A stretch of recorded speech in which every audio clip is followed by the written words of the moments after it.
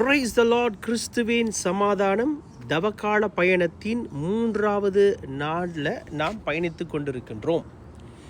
இன்றைக்கி 3வது நாள் அப்படின்னா இந்த வெள்ளிக்கிழமை. இந்த வெள்ளிக்கிழமைகளில் நிறைய பேர் உபவாசம் பண்ணுவீங்க, நோன்பு இருந்து சிலுவை பாதை பயணத்தை தியானிப்போம். 14 ஸ்தலங்கள் இருக்கிறது. இயேசு கிறிஸ்து சாவுக்கு தீர்ப்பிட ஆரம்பித்து அவர் கல்லறையில் கல்லறையில் அடக்கம் செய்யப்படுறாரு. அது 14 ஸ்தலங்கள் உள்ளடக்கியது. அந்த 14 ஸ்தலங்களையும் நம்ம இன்றைக்கி தியானிப்போம். அநேக பேர் இன்றைக்கி அதை தியானம் செய்வாங்க. இப்படி தியானம் செய்து உபவாசம் எடுப்பாங்க. இது நல்லது. ஏன்னாக்கா ஆண்டவர் இதுக்கு ஒரு காரணம் வச்சிருக்கிறாரு. ஆனால் இன்னைக்கு பெரும்பாலும் நம்ம எதுக்கு உபவாசம் எடுக்கிறோம், எதுக்கு நம்ம நோன்பு இருக்கிறோம்னு கேட்டிங்கன்னா, ஏற்கனவே நான் விளக்கம் கொடுத்தது போல் சொந்த சுயநலத்திற்காக நோன்பு இருப்பாங்க. பிள்ளைக்கு திருமணம் நடக்கலை, எப்படியாச்சும் திருமணம் நடக்கணுன்றதுக்காக நான் உபவாசம் பண்ணி நோன்பு இருப்பேன். சில பேருக்கு நோய் வந்திருக்கும், தீராத ஒரு நோய் வந்திருக்குதுன்னு வச்சுக்கோங்களேன். அந்த நோயிலிருந்து விடுவிக்கணும், அதனால் நான் நோன்பு இருந்து அந்த இதுக்காகவே கண்டிப்பாக நோன்பு இருக்கணும், அதுக்கு எனக்கு ஒரு விடுதலை கிடைக்கணும். இல்லை ரொம்ப நாள் கோர்ட் கேஸ் இருக்கும், அந்த கோர்ட் கேஸுக்காக சில பேர் நோன்பு இருந்து செய்வாங்க. பிள்ளைகளின் தேவைகள், குடும்ப தேவைகள், அப்படின்னு நிறைய தேவைகள் இருக்கும். எசாயா புத்தகம் 58வது அதிகாரத்தில் ஆண்டவர் சொல்கிறாரு, இந்த ஜனம் என்னை நோக்கி கூப்பிடுது, என்னை நோக்கி பார்க்குறாங்க, என்னை நோக்கி ஜெபம் பண்ணுறாங்க. ஆனால் அவங்கள்ட்ட போய் சொல்லுங்கள், அந்த ஜெபத்தையெல்லாம் நான் கேட்குறதே கிடையாது. ஏன்னா அவங்க என்ன நினச்சிட்டு இருக்காங்க பாரு, நான் நோன்பிருந்து ஜெபம் பண்ணுறேன், ஆண்டவர் எனக்கு குரலை கேட்கவே மாட்டுறாரு. நான் நோன்பிருந்து ஜெபம் பண்ணுறேன், ஆண்டவர் எனக்கு ஒரு பதில் கூட கொடுக்க மாட்டுறாரு, என் பிரச்சனைக்கு தீர்வே காண மாட்டுது. ஒரு சகோதரர் என்கிட்ட சொன்னார், நான் எவ்வளோ ஜெபம் பண்ணுவேன் தெரியுமா, நான் காலையில் ஈவினிங்கில் எல்லாத்தையும் ஜெபம் பண்ணுவேன், ஜெபமால டெய்லி சொல்லுவேன், சிலுவை பாதி ஜபமும் சொல்லுவேன், டிவைன் மர்சி ப்ரேயர் இரக்கத்தின் ஜபமும் சொல்லுவேன், நான் எல்லா ஜபமும் சொல்கிறேன், ஆனால் ஏன் நான் கேட்டது எனக்கு கொடுக்கவே மாட்டுறாரு அப்படின்னு சொல்லி ஒரு கோபமாக ஆண்டவர்கிட்ட அப்படி கோபப்படுற மாதிரி பேசி என்கிட்ட சொன்னார். அப்போ இது எல்லாம் என்னென்னா, நான் ஜபம் பண்ணுறேன், நான் செய்கிறேன், ஆனால் கடவுள் கேட்க மாட்டுறாரு. என்னமோ கடவுளுக்கு என்னமோ கடன் கொடுத்து வச்சு திருப்பி கேட்குற மாதிரி நம்ம கேட்டுட்ருப்போம். ஆனால் எசாயா புத்தகத்தில் ஆண்டவர் சொல்லுகிறாரு, இப்படிப்பட்ட மக்கள்கிட்ட போய் சொல்லுங்கள், இந்த ஜெபத்தை நான் கேட்க போகிறது கிடையாது. ஏன்னா இவர்கள் சுயநலத்தின் பேரில் ஜெபத்தை ஏறெடுக்கிறாங்க, உபவாசம் செய்கிறாங்க, அதாவது நோன்பு இருக்கிறாங்க. சுயநலம். முக்கியமான நலன் எது தெரியுங்களா? அதே 58 எசாயா புத்தகம் 58 சொல்லுது, கொடுமை தலைகளை அவிப்பது.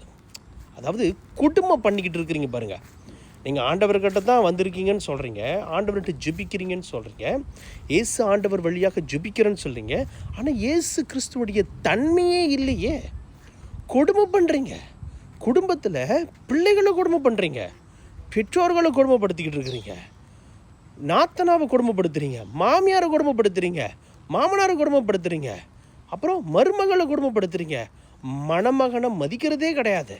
இன்றைக்கி குடும்பத்துக்குள்ளே அவ்வளவு பிரச்சனைகளை வச்சுக்கிட்டு நீங்கள் என்னத்தை நோன்பு எடுக்கிறீங்க? இது நான் கேட்கல, ஆண்டவர் கேட்குறாரு. நுகத்தின் பிணையல்களை அறுப்பதும் அப்படின்ற ஒரு வசனம் அதிலே வருது. எது நுகம்? ஒரு பாரம். அந்த பாரத்தை நம்ம மற்றவங்க மேலே சுமத்திக்கிட்டு இருக்கிறோம். வேலைக்கு போயிட்டு வீட்டுக்கு வந்துட்டால் வீட்டு வேலை செய்யக்கூடாதா? வீட்டு வேலை செய்யணும் தானே. அம்மாவுக்கு அப்பாவுக்கு ஒரு ஒத்தாசையாக இருக்கணுமா இல்லையா? நம்ம பெருசாக வேலை செய்கிற மாரியும் வீட்டில் நிறைய பேர் வேலை செய்யலை, அதனால் அவங்களெல்லாம் வீட்டு வேலையை செய்யுங்க அப்படின்னு வீட்டு வேலை செய்கிறது எவ்வளவு கஷ்டம் தெரியுங்களா? நம்ம எத்தனை பேர்த்த நம்முடைய நாவுகளினாலையும் நம்முடைய செயல்களினாலையும் கஷ்டப்படுத்தி இருக்கிறோம்.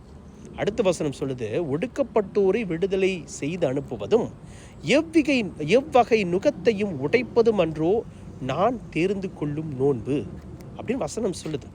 இப்படி பிறருக்கு பாரத்தை கொடுக்காம, சுமையை கொடுக்காம, பரவாயில்ல நான் செய்கிறேன், எவ்வளவு கஷ்டம் வந்தாலும் பரவாயில்ல நான் ஏற்றுக்கிறேன் அப்படின்னு சொல்லி பிறரை வஞ்சிக்காமல், பிறருக்கு துன்பத்தை கொடுக்காம, இதை நான் பிறர்னா பக்கத்து வீட்டுக்காரங்களாம் இல்லை, வீட்டிலே தான், இந்த வீட்டில் உள்ளவங்களுக்கு துன்பத்தை கொடுக்காம நம்ம ஒவ்வொருவரையும் அரவணைச்சு அன்பு செய்து இதெல்லாம் செய்யணும். இது வழியாக இதுவும் செஞ்சுட்டு பிறகு நீங்கள் நோன்பெடுங்க, அந்த நோன்பை ஆண்டவர் கேட்பார். இதை தான் எசையா மூலியமாக ஆண்டவர் சொல்வது. அதோடு இன்னொரு விஷயமும் சொல்கிறார், பசித்தோருக்கு உங்கள் உணவை பகிர்ந்து கொடுப்பதும்.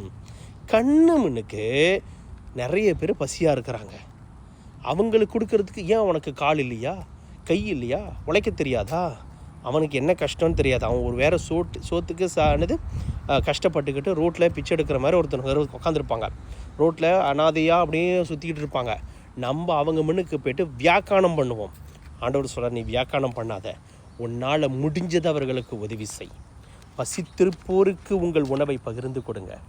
தங்கம் இடமில்லாமல் நிறைய பேர் சுற்றிட்டு இருக்கிறாங்க, அட்லீஸ்ட் அவர்களுக்கு அழைச்சி வந்து தேவையானதை அவங்களுக்கு செய்யுங்க. உடை இல்லாமல் சில பேர் பழைய உடையை போட்டுட்டு ரோட்டில் சுற்றிட்டு இருக்கிறத நானே பார்த்துருக்கேன், நானும் அது கடந்து போயும் இருக்கிறேன். அப்படிப்பட்டவங்களுக்கு உடைகளை கொடுங்க. வீட்டில் ஒரு சின்னதாக போச்சுன்னா உடனே எடுத்து குப்பை தொட்டியில் வீசுகிறோம்ல, அதை சேர்த்து வச்சு நல்ல துணிமணிகளை இல்லாதவர்களுக்கு கொடுக்கலாம் இல்லையா?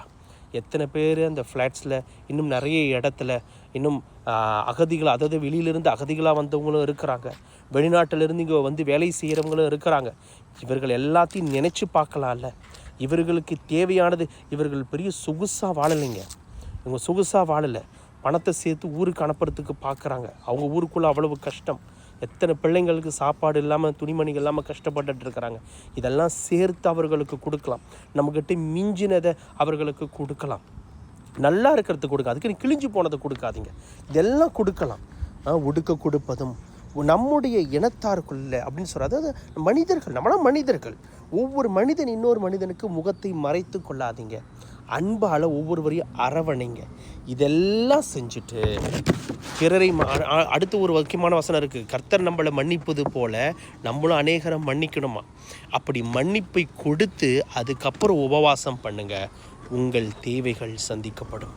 அந்த உபவாசம், அந்த நோன்புக்கு ஒரு அர்த்தம் இருக்குது, அந்த நோன்புக்கு ஒரு பெரிய கணம் இருக்கும். ஆனால் இதையெல்லாம் செய்யாமல், அன்பு வழியில் போகாமல், ஆண்டவர் கொடுத்த கட்டளைகளுக்கு கீழ்ப்படியாமல், நம்மளுடைய சுயநலம், எனக்கு இது வேணும் அது வேணும்.